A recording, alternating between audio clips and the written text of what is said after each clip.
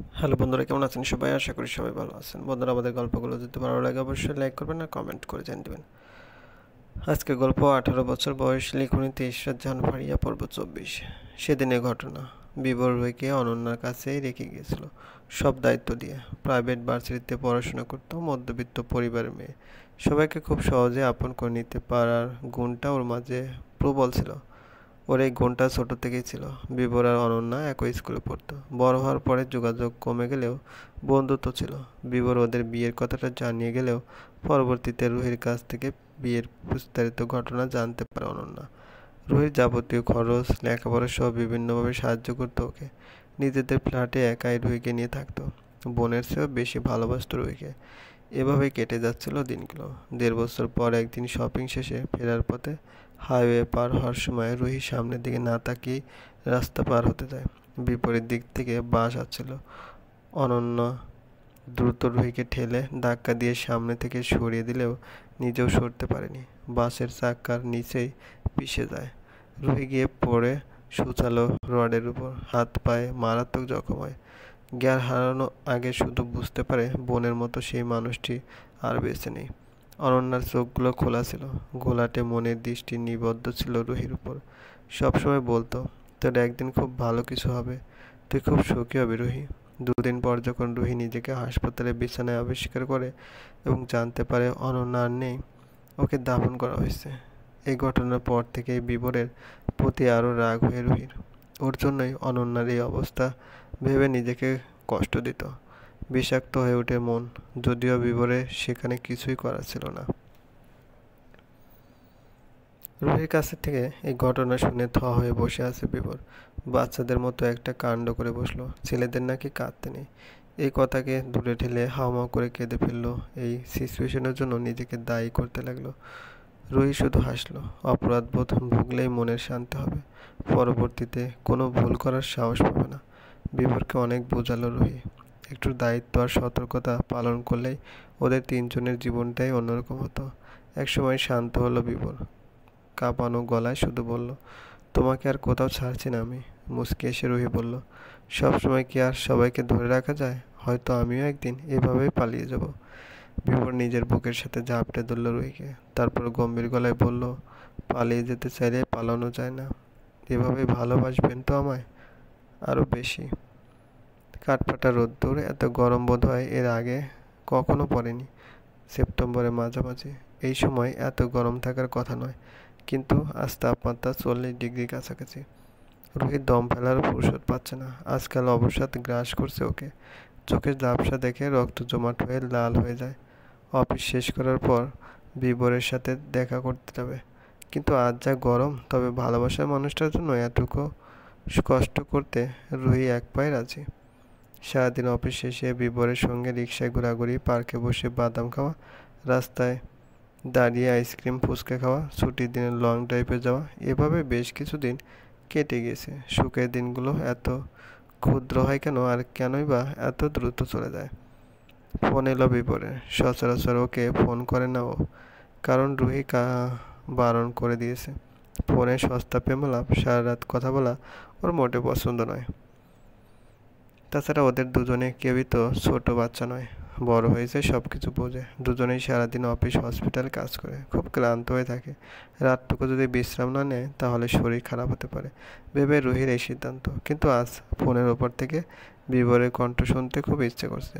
সব ক্লান্তি এক নিমিষেই চলে যাবে রুহির। ধরবে না করেও ফোন রিসিভ করলো রুহি। আসসালামু আলাইকুম। ওয়ালাইকুম আসসালাম। কী করছো? অফিসে আছি, আজ খুব গরম। ঠিক আছে, আজ দেখা করতে হবে না, তুমি বরং বাসায় চলে যাও। রুহি বলল, না না না, আমি আসতে পারবো। বিভোর ধমকে উঠতেই রুহি চুপ করে গেল। এমনভাবে ধমক দেয় যে ওর আত্মা কেঁপে ওঠে। কাঁচমুচু করে বলল, আপনি তো এসির হাওয়া খাচ্ছেন তাই না? নো, কানেকশানে ঝামেলা হয়েছে। ও আচ্ছা, বলছিলাম কি, আমি আসতে পারবো, কোনো অসুবিধা নেই, রোদ কমে গেছে। বিভোর রেগে উঠলেও সেটা প্রকাশ করল না। মৃদু হেসে কবিতার মতো করে বলল, 18 বছর বয়সী রমণী, তোমাকে বলছি শোনো, রোদে হেঁটো না, মেঘকে অনুরোধ করো সূর্যকে যেন ঢেকে দেয়, তুমি বরং বৃষ্টির ফোঁটা হয়ে যাও, আমি সেই ফোঁটায় ভিজে নিজেকে সিক্ত করব। রুহি গাঢ় নিঃশ্বাস ফেলে বলল, বয়স আমার 18 নয়, 24। আমার কাছে সেই ছোট্ট রক্তজবা রয়ে গিয়েছো, ওই লাল জবা ফুলে রাঙানো শেষ বিকেলের মেয়েটি। রোদেরা তখন লজ্জা পাচ্ছিল, আর লাল হচ্ছিল আমার বউয়ের গাল। যাহ, বিবর বলল, আমার একটা আফসোস হচ্ছে, কেন যে তখন কুটুস করে তোমার গালে চুমু খেলাম না। হায় নির্লজ্জ, ভেবেছিলাম দেখা করতে আসবো, এখন আর আসবোই না। ফোন রাখছি, সো কোল্ড কথাবার্তা অন্য কাউকে শোনান। বিবর হুমকি দেওয়া গলায় বলল, একদম ফোন রাখবে না, আজ খুব সস্তার প্রেম করতে ইচ্ছে করছে, একবার ভালোবাসি বলো না। রুহি তাড়াতাড়ি রুহি তড়িঘড়ি করে ফোন কেটে দিয়ে রিল্যাক্স হয়ে বসলো। কপাল বিন্দু বিন্দু ঘাম জমে আছে। বিভোরটা যে কি না, এই কদিন খুব ভালো কেটেছে ওর। মনে হচ্ছে ওর হারানো সব সুখ একসাথে এসে ধরা দিয়েছে। মাঝে মধ্যে ভয় হয় সুখগুলো আবার হারিয়ে যাবে না তো। রুহির হঠাৎ রেগে যাওয়াটাকে দারুণ উপভোগ করে বিভোর। মেয়েটা ওকে সবসময় চমকে দিতে চায়।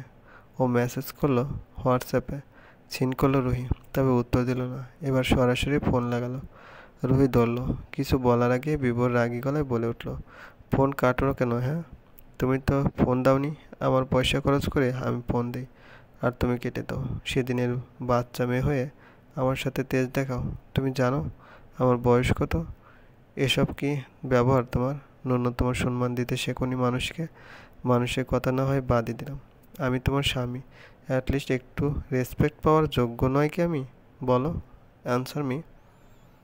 রুই গাবড়ে গেল, মিনমিন করে বলল, দুঃখিত, আর কখনো ফোন কাটবো না। তোমার সো কল সরি তোমার আসলের কাছে রাখো। আমি বাবর চৌধুরীর ছেলে বিবর, রাগ করি না বলে ভেবো না আমার রাগ নেই। বললাম তো সরি, আর হবে না, এভাবে হবে না। তোমার আশেপাশে কেউ আছে? রুহি আশেপাশে উকিঝুঁকি দিয়ে দেখলো কেউ নেই, সবাই কাজে ব্যস্ত। বলো, নো, না নেই। কেন বলুন তো? আবার প্রশ্ন করছো, মেজাজটাই খারাপ করে দিলে। কি করব বলুন? আমার ঘাট হয়েছে আপনার ফোন রিসিভ করে, মাপ দেন এবার। ভালোবাসি বললে মাপ করে দেবো। রুহি অবাক হয়ে বলল, নো ওয়ে, কখনোই বলবো না আমি।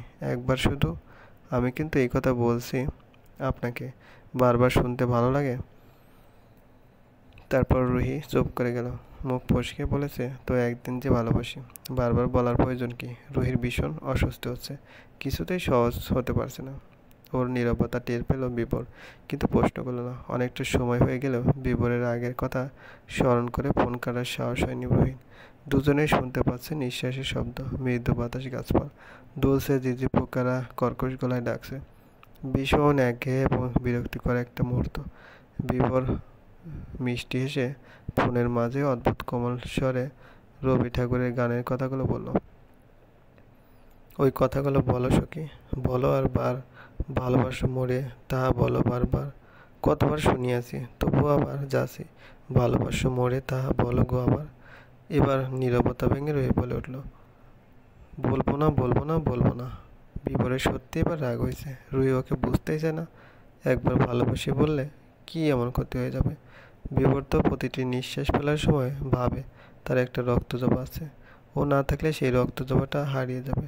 তাহলে কেন এইসব? ফোন কাটলো বিবর, রাগের বসে মাথা ঠিক নেই। রুহি ওকে বড্ড জ্বালাচ্ছে। বিবর হুট করে সিদ্ধান্ত নিয়ে বসলো, ঠিক করলো মা বাবাকে ওদের দুজনের কাহিনী এবার বলে দেবে। অনেক তো হলো, আর কত? হাঁপিয়ে উঠেছে বিবর। নিজের ভুলের জন্য কত মাসুল দিতে হলো অন্যকে। ভিতরে ভিতরে অপরাধবোধকে কুরে কুরে খাচ্ছে। রুহিকে ছাড়া আরেকটি দিন কাটানো যেন মৃত্যুর সমান কষ্টের। ভালোবাসায় এত কষ্ট দুঃখ থাকে, জানলে কখনো এই ফাঁদে পা দিত না। আগে তো এরকম হয়নি।